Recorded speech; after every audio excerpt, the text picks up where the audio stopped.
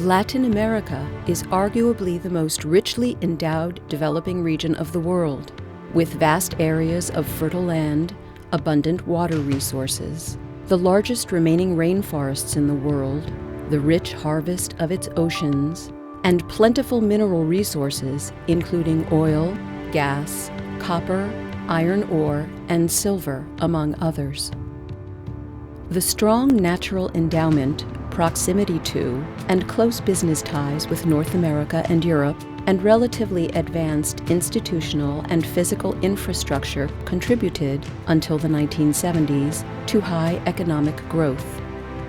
By 1980, most Latin American economies joined the ranks of middle-income societies, well before Asia. In 1980, Latin America's per capita GDP was almost 10 times that of East Asia. Latin America was generally regarded as the developing region with the greatest promise.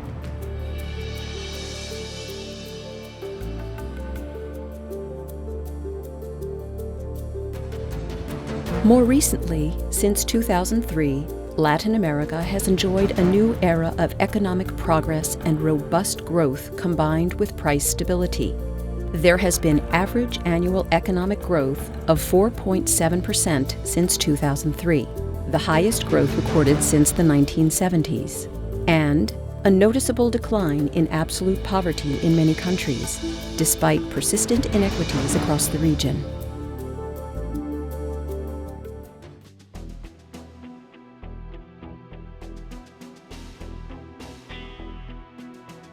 In contrast to the post-war era and this recent progress, a review of Latin America's longer-term performance portrays a region that has essentially been stagnant between the 1980s and the early 2000s. In this period, Asia's newly industrialized economies, the NICs, grew at a much faster rate than Latin America. Consider the following facts.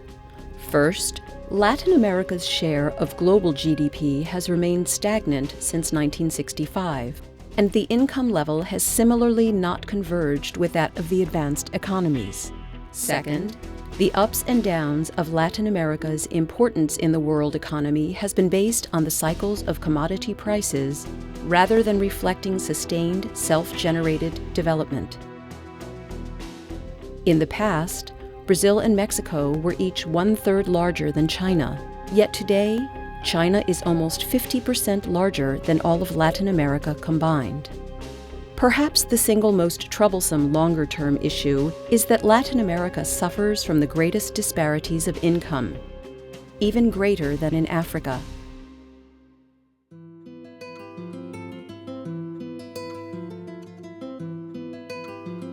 There are a number of striking differences between East Asia and Latin America. For one, East Asia has seen major gains in total factor productivity, while Latin American countries have remained stagnant. They have much higher savings and investment rates. They've placed much greater emphasis on human development and on meritocracy in their education systems, and produce a significantly higher number of engineers, scientists, and doctors. Also, East Asia's public and private investment in infrastructure has been much higher, and they have much more open economies. Finally, East Asia has restructured to become the manufacturing hub of the world, while Latin American economies remain highly dependent on commodities and agricultural products.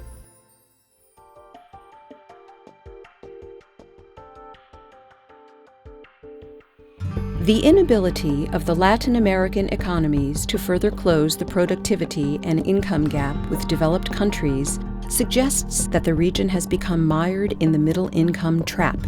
Many of the region's economies have achieved middle-income status, but risk becoming trapped without a viable high-growth strategy.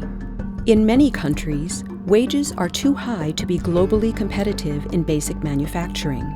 The collapse of Latin America's garments producers after protection was withdrawn is proof of that. Yet, Latin America does not have the research and development capabilities that would allow it to develop new products in advanced areas. The region is thus unable to compete with advanced economies in high-skill innovations.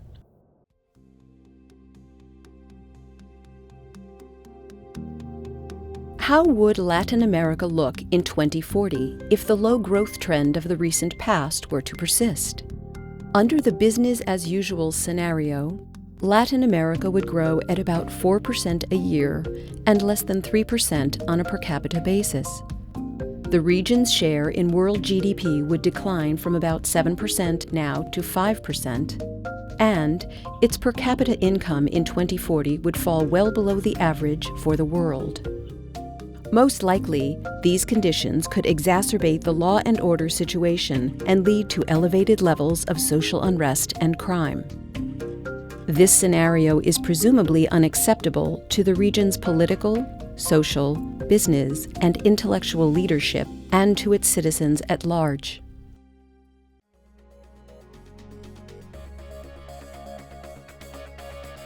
On the other hand, what would be the economic and social outlook of the region should it manage to cut its current differential with East Asia and China and India by half and lift its growth to about 6.5% a year between now and 2040?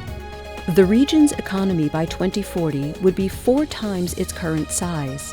Its share of global GDP would rise to 10%, restoring the region to its position as one of the most prosperous developing regions, and the region would sharply reduce poverty within 20 years. 3 million people could be lifted out of poverty every year.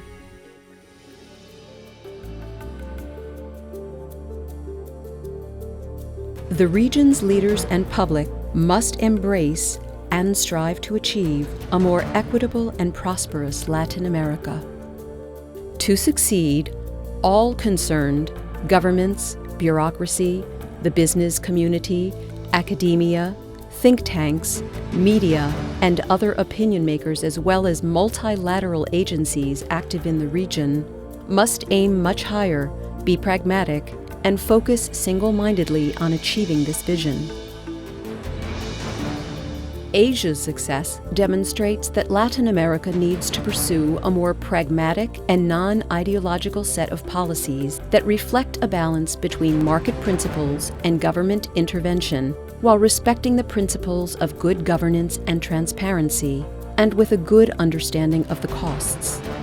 The vision and a commitment to realizing it must be shared across the region and should seek to take advantage of complementarities between individual economies for effective integration with the rest of the world.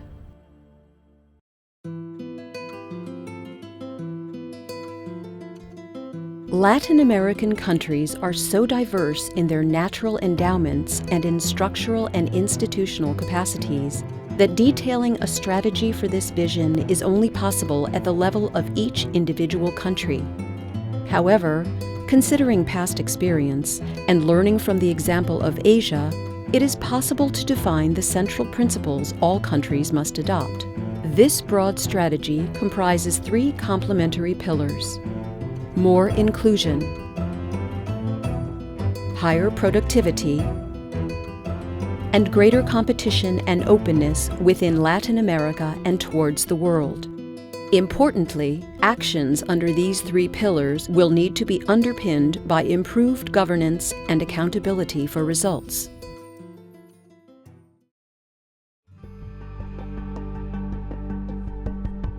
Latin America has recently made important strides in improving the conditions of its poor. Nonetheless, significant numbers of Latin Americans, Indigenous Americans, Afro-Americans, and women are not fully integrated into the mainstream economy. Income and wealth distribution remains highly skewed. The current situation is unsustainable over the long term. Tackling structural inequalities is therefore essential from the point of view of equity, and is equally relevant to sustaining growth over the longer term. The fundamental approach to achieving a more inclusive society in the region will involve providing access to quality education and other public services, breaking the economic dominance by entrenched vested interests, and ensuring jobs and finance to those who are today left at the margins of society. At the same time, Latin America must pay much more attention to the looming problems of environmental degradation, rising crime, and corruption.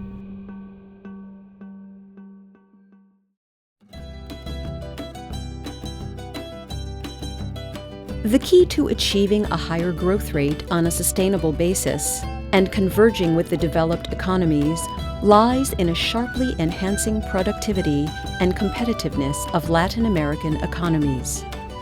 This will require much more emphasis on improved human capital, a better business environment, much higher investment rates necessary to restructure the production of goods and services, and more entrepreneurship, innovation, and technological development.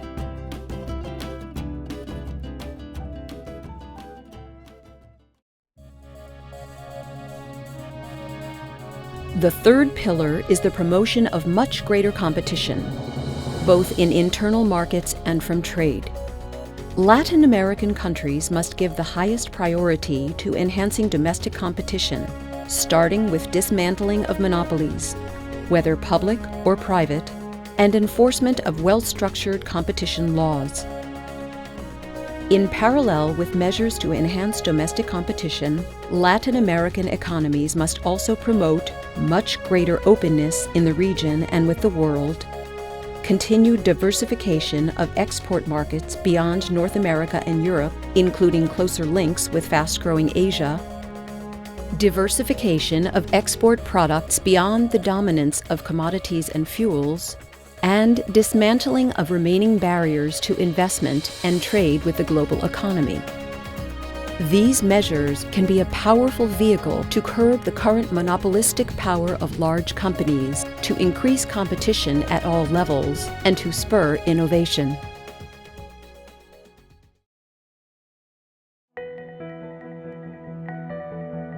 A closer look at each and every crucial issue facing the region reveals that the most underlying problems are rooted in poor governance. Without fundamental improvements in governance, it will not be possible to tackle these issues effectively. Specifically, Latin America must transform the following 8 facets of governance in order to realize the ambitious vision. 1. Make economic and social development the primary focus of policy. 2. Strengthen democratic institutions. 3. Decentralize, where possible, both the authority and accountability for most public services to local bodies. 4. Modernize and make more effective all institutions involved in economic management. Leaders must remain mindful of the lessons of the Great Recession of 2007 to 2009 and ensure that private markets operate within well-formulated regulatory frameworks and are supervised by competent authorities.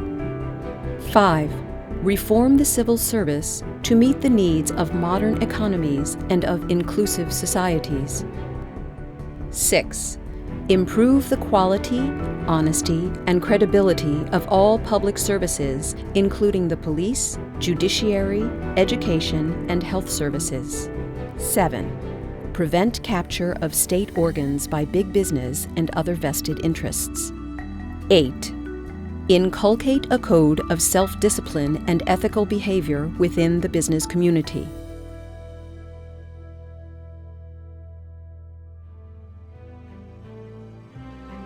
The payoff from achieving this scenario is huge.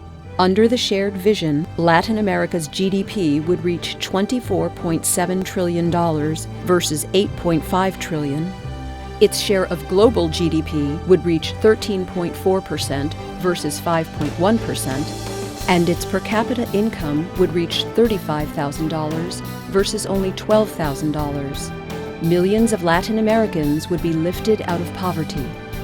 Importantly, future generations would benefit from a much greater sense of optimism and commitment to shared prosperity, providing sustained social cohesion and peace in the region. Latin America can achieve this vision and must. By aspiring to more rapid economic growth and to a reduction of inequalities, the region can enter into a new era of hope and prosperity. Latin America's future is in its own hands.